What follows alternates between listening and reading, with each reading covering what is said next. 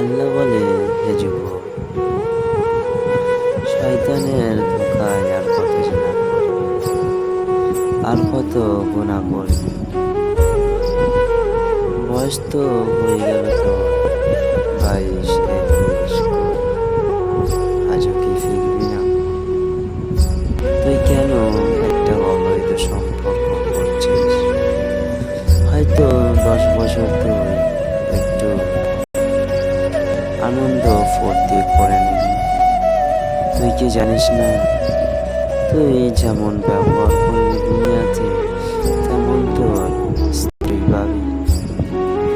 তাহলে কেন তুই অবৈধভাবে রাত 3টে, রাত 4টে অবৈধভাবে কেন এখন একটা পরপুরুষের মেয়ের সঙ্গে কথা বলিস? তুই কি জানিস না, ইতিহাসের পাতায় আজও তোর মতন যুবকের নাম লেখা আছে।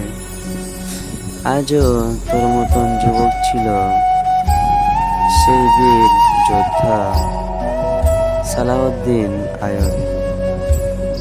তানাদের তো আজও ইতিহাসের পাতায় নাম লেখা আছে। তাহলে তুই কেন আজকে এরকম হয়ে গেলি? তুই যেরকম পৃথিবীতে ব্যবহার করবি, সেরকম তুই স্ত্রী পাবি।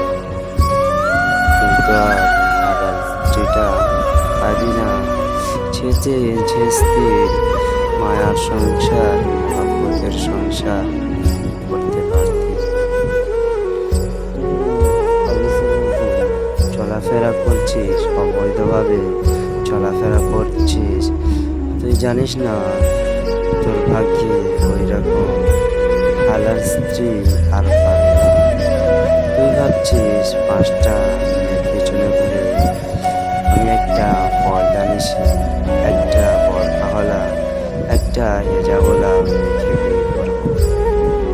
তুই এটা ভুল ধারণা নিয়ে ভুল ভাবছিস, কারণ এটা কোনোদিন সম্ভব নয়।